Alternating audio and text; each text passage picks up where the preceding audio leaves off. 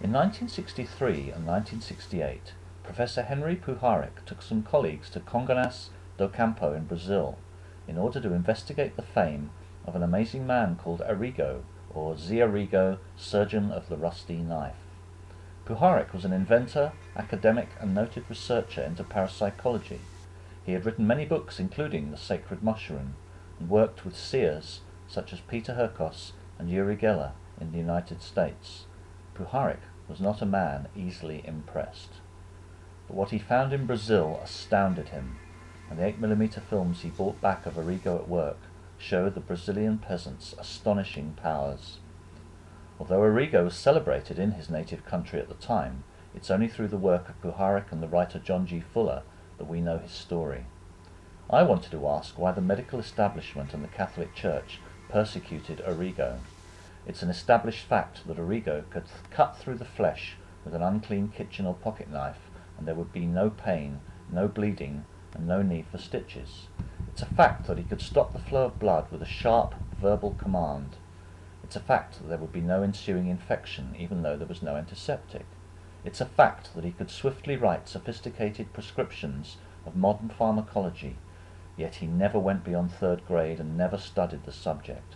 It's a fact that both Brazilian and American doctors have verified Arigo's healings, and that he treated over 300 patients a day for nearly 20 years and never charged for his services. Amongst his patients were leading executives, statesmen, lawyers, scientists, doctors, aristocrats from many countries, as well as the poor and desolate. It's a fact that Brazil's former president, Juscelino Kubitschek, the creator of the capital city of Brasilia and himself a doctor, brought his daughter to Arigo for successful treatment. It's a fact that Arigo brought about medically confirmed cures in cases of cancer and other fatal diseases that have been given up as hopeless by doctors and hospitals throughout the Western world. There were nearly 200 people in the streets as the doors to the clinic, a dilapidated church, opened. The multitude stood mutely in line all along the street. A crucifix was behind them, with a picture of Christ on the wall. Where Arigo worked, there was only a chair and a crude wooden table. Arigo stepped to the center of the room, speaking Portuguese in a rough peasant accent. Arigo explained that it was not he, but Jesus that brought about the cures. He said he knew the anguish of the paralytics and the despair of the ill. He denounced the primitive, ritualistic sects of Kimbanda. He also denounced smoking and alcohol in the strongest terms. He led a recital of the Lord's Prayer and went into his cubicle. Puharich felt as if he was watching a scene from the Twilight Zone, so strange and surreal was the atmosphere. Quiet chaos, expectancy, and despair. When he came out, Arigo seemed a different man. He now spoke sharply, like a Prussian officer, Portuguese in a thick German accent, harsh and guttural. He took the first man in line, firmly grasped his shoulders, held him up against the wall, directly under the sign, "Think of Jesus." Arigo wiped a 4-inch stainless steel paring knife on his shirt and literally plunged it into the man's eye.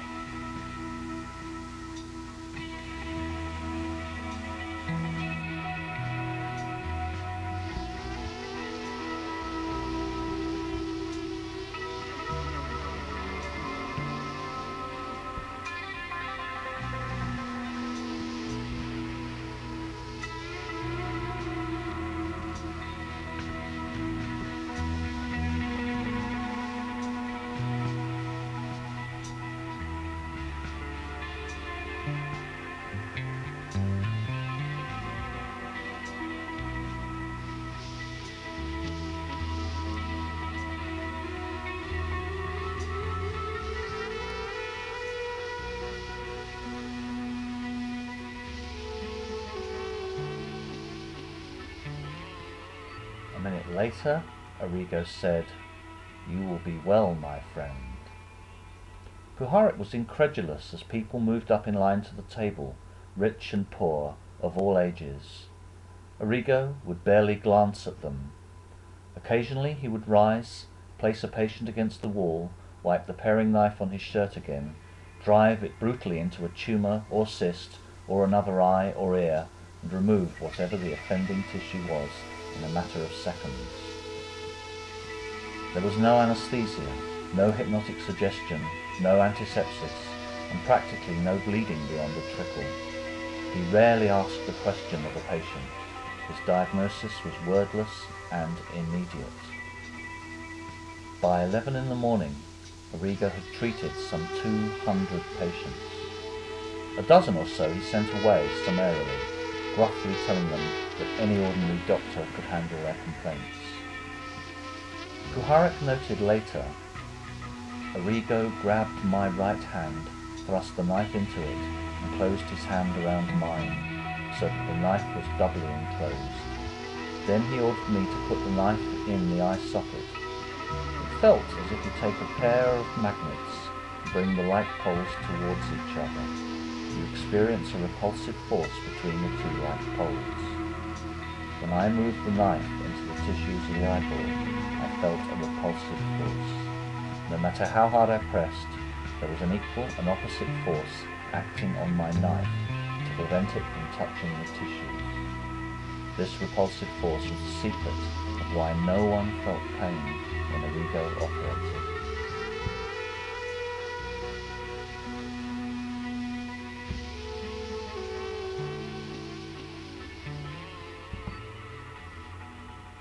Arigo was born on the 18th of October 1921, a simple, devout and humble family man, and the father of 5 children.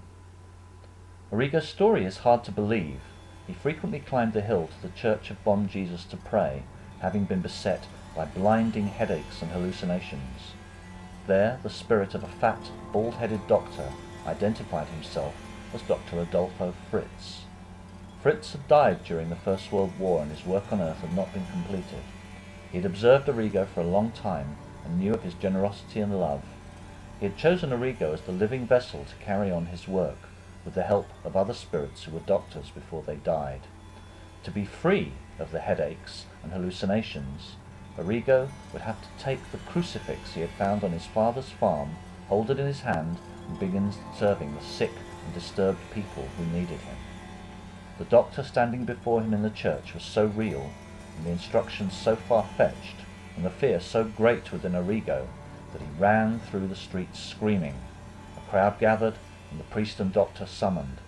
They wondered if he had been affected by primitive magic, either Kimbanda or even the intellectual spiritism of the Kardecists, the followers of Allan Kardec. What Arigo was telling Father Penido about the dreams and hallucinations was alarming to the church, because it was indicative of what many spiritist healers had claimed was a sign of the development of a medium. Arigo was a solid Catholic. He knew little or nothing about Allan Kardec. With his peculiar, untutored charisma, he could become dangerous to the church establishment if he leaned towards the work of a healer. The priest decided on the need for an exorcism. It was carried out with ancient and elaborate ceremony, but the spirits were apparently not listening, because the ritual did not work. Despite being warned by Father Penido, Arigo now had the ability to heal. At first he only experimented with friends, and found he could make them well simply by verbal command. They reported that whatever he had done worked, although he had no memory of giving these commands. But his headaches and hallucinations stopped when he gave in to the impulses prescribed by Dr. Fritz. John G. Fuller's amazing book, Arigo, Surgeon of the Rusty Knife, describes the many incredible feats of Arigo. Those in less advanced countries seem to be much more accepting of this sort of phenomena. Arigo was certainly a legend in his native country. The Church ordered Arigo to stop his work, and since Article 284 of the Penal Code provided that the simple act of prescribing, operating or making hypnotic passes was illegal, Arigo's success would convict him. This article of law made spiritual healing a crime. At his trial, Arigo said, "I don't even know myself whether I practice illegal medicine or not. All I know is that whenever anybody comes to me for material or spiritual help, I must try to help them. I will not turn them away. I tell them to ask God for good health. I start with the Lord's Prayer, and from that moment on I don't remember what I do. I am in a state that I do not understand. On 29th of March 1957, Arigo was found guilty and sentenced to 1 year and 3 months in prison and fined 5,000 cruzeros. Although the Church and the Medical Society stayed in the background during the trial, this fooled hardly anyone. Most people knew that both organizations were behind the prosecution. Arigo served 2 months in prison before President Kubitschek pardoned him, but for the rest of his life, Arigo was stalked and balked by the medical establishment and by the Catholic Church. Why the medical establishment persecuted Arigo is a no-brainer, but why did the Catholic Church persecute a man who gave all credit for his healing to Jesus Christ? A man who healed hundreds of people every day for nearly 20 years and never took any payment.